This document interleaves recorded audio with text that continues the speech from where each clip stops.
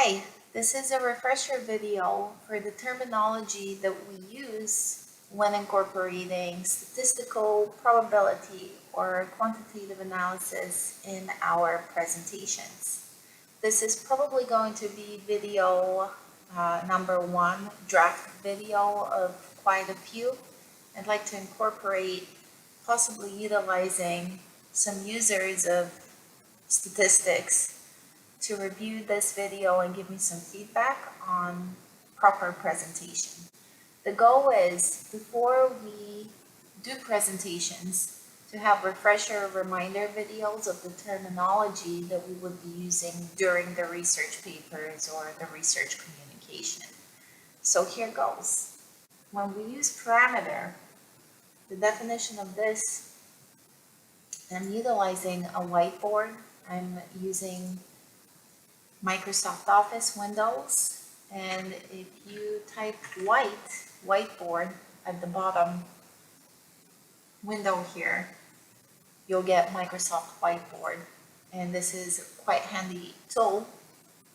When we're talking about parameters, let's say this is a graphical representation of student test results from 0% to 100%. And here's your mean, or the typical 70%. And this would be the absolute frequency, the number of students. Horrible handwriting, I know. This mean is a parameter. Another way of representing a mean is a sample mean. Let's say these are not the total population of students. You're grabbing 70% of the population. You use what we refer to as a sample mean, or this is a graphical representation of the mean. Another parameter could be your standard deviation. This is 1 standard deviation of the mean. This is 2 standard deviation of the mean. That's parameter. You could have the variance around the mean. That's another parameter. Then you could plug in this variance, and we'll get into all these calculations later, into what is referred to as a covariance. This is another parameter. The point I'm trying to make is that a parameter could be a characteristic of the data set, a characteristic of the data set, like the mean, the standard deviation, the variance. But also note that some of these, a parameter could just be the number of students at, let's say, 50% test results. So parameter is describing something of the data set. It's an adjective of the data set. One could be just a point, or it could be a framework, a frame, some sort of explanation of what this point is doing. And it's basically all growing on itself from 1 to 2 to 3 to 4, and it keeps growing and growing on itself. So that's a parameter. And then this bigger point here, like the covariance, will go in another formula. So it's basically a variable. I'll use X a lot to represent a variable. I'm going to clear the canvas and move on to a frequency distribution, which, by the way, we just saw. Go back. Ay, what a mess. Right here, let me grab the green. A frequency distribution is this. And if we're using bands like from 1 to 10, to 20, to 30, to 40, 50, 60, let's say 70, if I drew this out correctly, 70 to 80, 80 to 90, 90 to 100 here. These are bands. Now in these bands, you could then see something like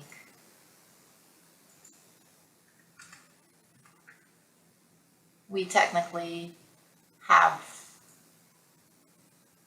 17 students, and one of them got up to 20% on the test. 3 of them got 30%. So not a very good teacher. 6 of them. So bottom line, this is a frequency count, and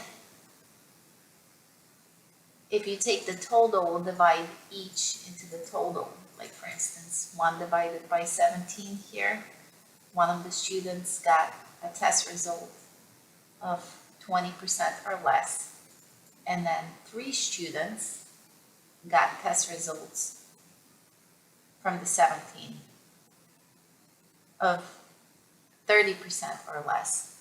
This would be a relative frequency, and this would be an absolute frequency, if that makes sense. And then we go and graph it.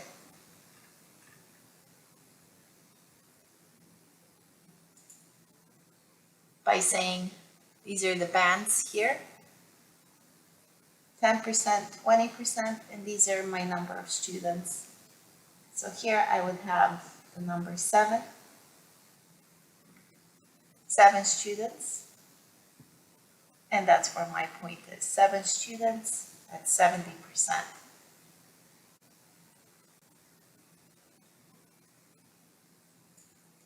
Then we have something referred to as a frequency polygon, and the polygon is just taking the midpoints of the bands. So I'm taking midpoint here, midpoint here, midpoint here. And I'll show you guys, it's called, that's also referred to as the median. And you graph something like, you'll see a frequency distribution as a bell, and then you'll see a graph, just a line graph like this. I wish I did the outline blue or a different color. That's a polygon, a frequency polygon. The modal interval, going back to our example, and again, absolute relative frequency and histogram. For instance, what I'm doing here is a histogram. I'm going to do this purple and try and get it this thickness. Notice here, this is a count, like 6 students, 5 students, 4 students, and I'll go back to the data in a moment. This is the absolute frequency. Absolute. We were trying to say how many of the students got a test result that was between 0 and 10%, 10 and 20%, 20 and 30%. And again, this is how we were tallying up our count over here, just something really basic. You see that? Let's say this is the percentage. This is the percent. And this is the number of students. And we know that we have 17 in total. And I just said, oh, one of my students got 20 or less. 3 of them got 30 or less. Over here, 7 of them got 70 or less. And absolute frequency would be the count. 1, 3, 6, and 7 of a total of 17 students. And then relative frequency here, we can get rid of this. Actually, then you may have heard of cumulative absolute, where you're basically summing up the first and the third. You're summing up the previous 2 and the next band of activity. So you'll end up with a total cumulative absolute frequency of 17. Should probably move these at the bottom. Here's our total. And then over here, we have relative frequency, because it is relative to a total of the absolute. Drag this guy back here. And then when you sum these guys up, so what I could do here is 7 divided by 17. And when I sum them up,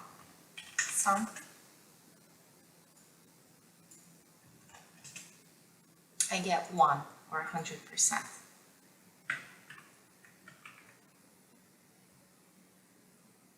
And I just want to emphasize with a histogram, going back to the terms over here,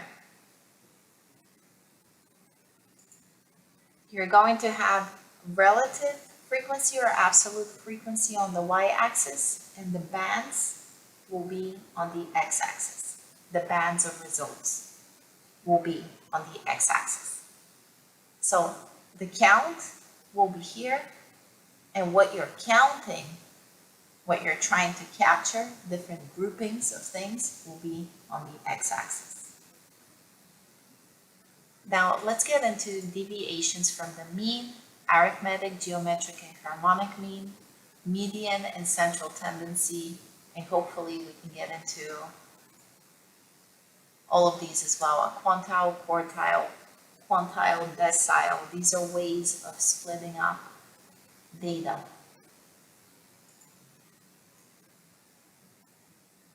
So here's a representation of stock prices. These are 5 days worth of some stock. Let's say the stock is X. Note that most of the time when we are representing stock prices or speaking about any portfolio distributions, we're not using price, we are using return. And for now, what I'd like to do is just focus on using price, and down the line, I will try to explain how you can easily convert the price into a return. And what I mean by return is the change between one price and another, one and another, one and another. So, for instance, this stock price went from $30 to $12. That's an $18 loss. And then the next day, it went from $12 to $25. That's a $13 gain.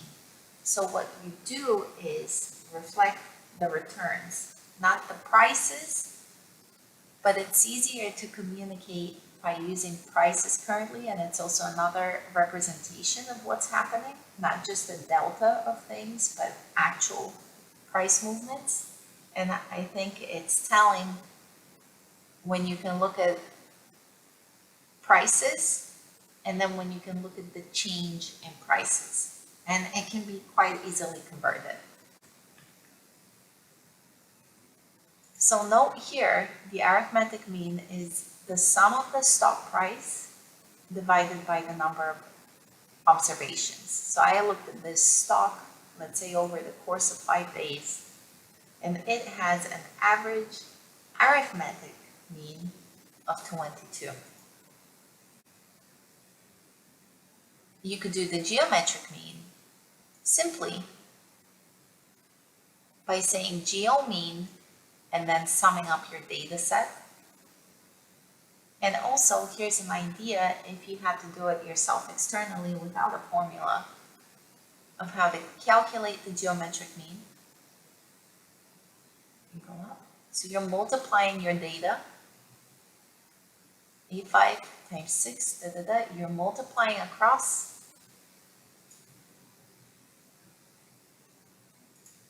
And then you're taking to the power of 1 over 5. Radical, the number of observations. Rad n. Here, I'm glad that I have the whiteboard, because what I'm trying to depict is that we are doing this. x1 times x2 times x3. It's kind of, these are multiplications. Let's do the actual operation signs in between in a different color. And all the way through x5. If we're dealing with rate of return, we're actually doing 1 plus the rate of return times 1 plus the rate of return on the second day times 1 plus the rate of return on the third day, radical 3. If we go up to 5, well, that looks like an 8. I would do rad 8, or if I'm playing around with Excel, it would be to the power of 1 over 8. And when we're doing the returns, like if you noticed, I did 30 minus 12. So it went down by 18. I just want to show you how I represent this move. It went down by 18, and I will do 1 minus 0.18. So basically this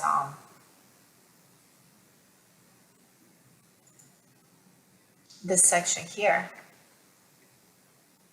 let me use a different color, would be 1 or 100% plus minus 18%. Or rather, I will end up with 0.82 if we're playing around with returns. So let's clear this canvas and now get into the harmonic mean. Engineers use this, and somehow I came across the harmonic mean for if you have one pump A, pumping 20 gallons a minute, and another pump B pumping 15 gallons a minute. If you run both pumps at the same time, what's the average that you're pumping per minute? That type of thing. It was kind of interesting. And there's different ways that you could, like if you didn't know the formula or this approach, there's different ways we would all take to make these calculations. But here's an example of our harmonic mean, which would be the number of observations divided by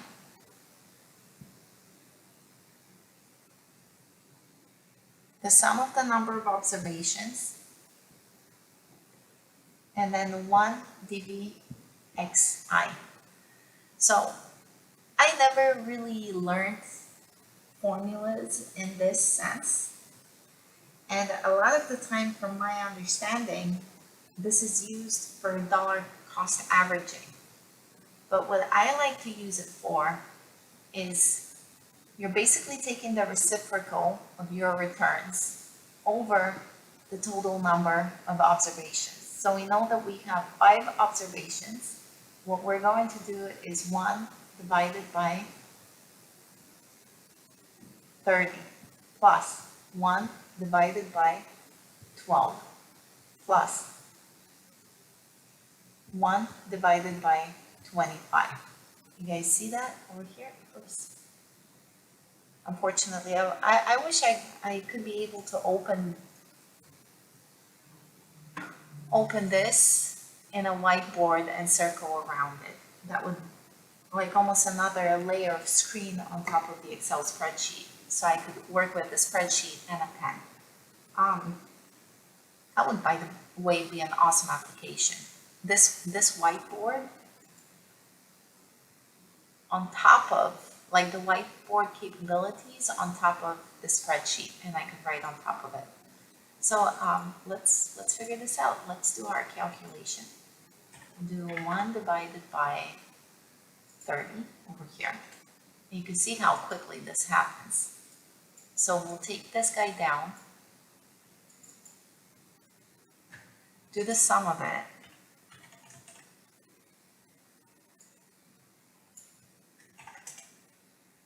and then we'll do 5 div this, and our harmonic mean is 19.98. So this was the geometric, this was the harmonic, and this was the arithmetic. And that's usually how you'll see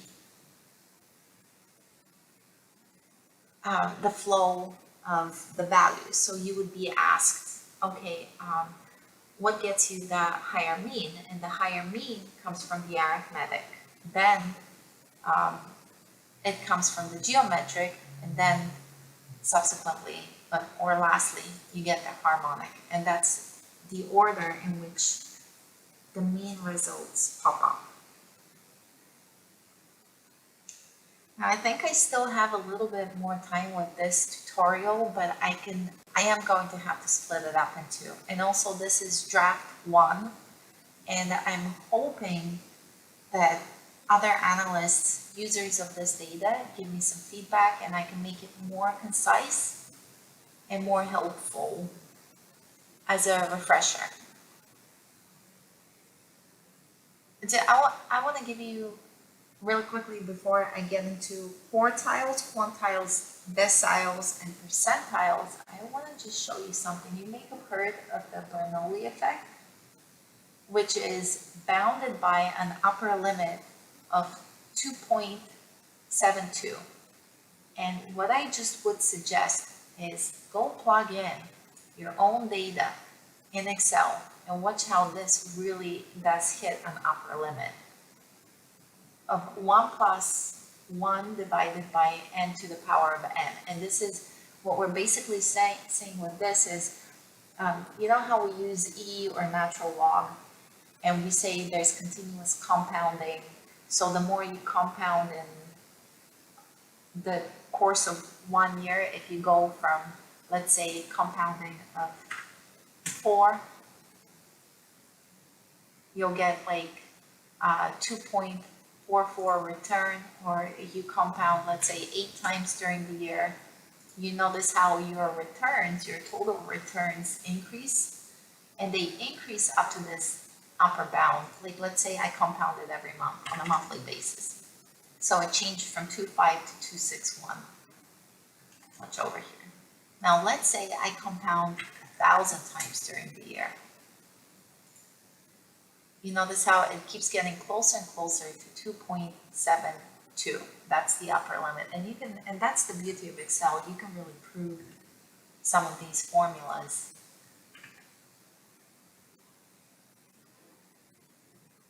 Really utilize it in different ways to communicate some of these more complex formulas, something like the harmonic mean that looks like this, to just simplify it to this kind of calculation. By the way, let's see if mean, let's see if this works. Mean. Yeah, we get the same result. So there's the geometric mean. You see this formula in Excel up here. And then there's the harmonic mean. So you don't have to go through these steps. Let's see, and I think just average, grabbing these will get you 22. But it's always good understanding how these formulas work from scratch, from bottom up. Lastly, I wanted to touch on quartiles.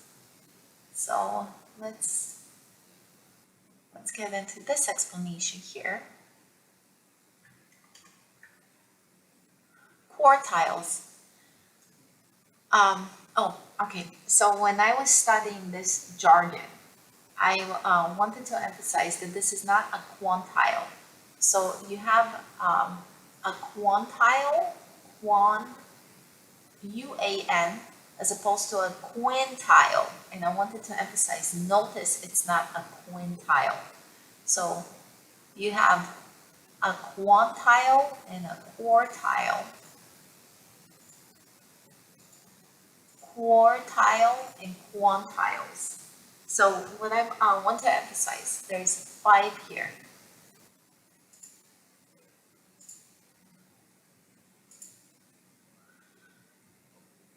So we have a quantile,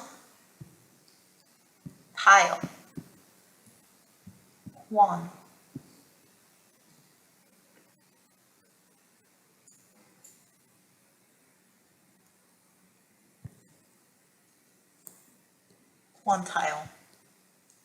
This is not the same as a quintile.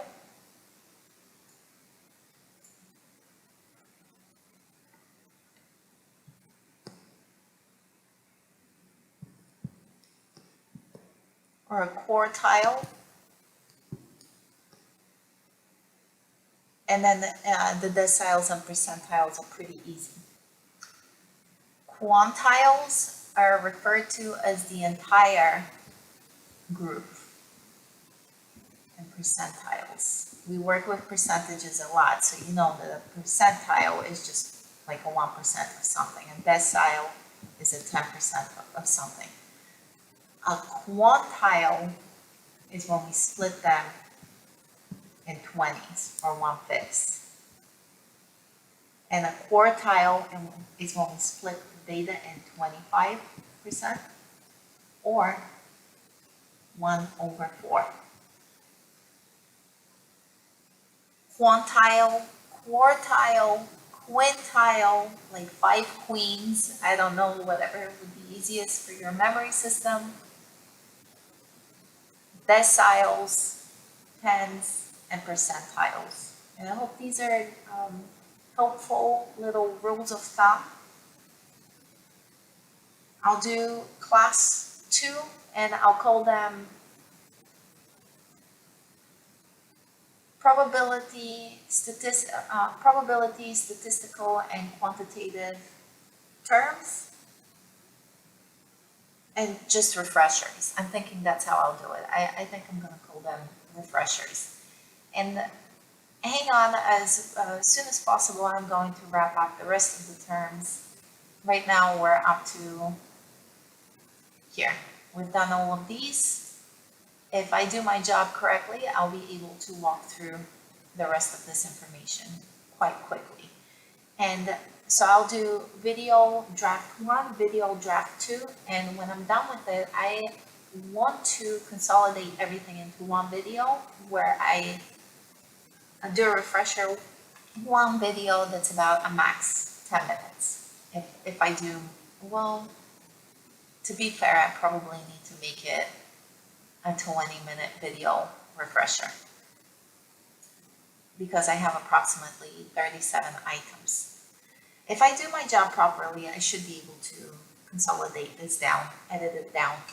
Okay, I hope this was helpful. You can find me under Jazzfin Company, jazzfin.com. If you need any tutorials or for me to look over any material, mainly contractual work, but I also like doing forms of training. I could do stress testing as well, proof of concept, things like that. So please contact me, and especially helping me develop this training material, I will take the feedback and I will give you credit for it. Okay, thanks so much. I'll catch you on the next one.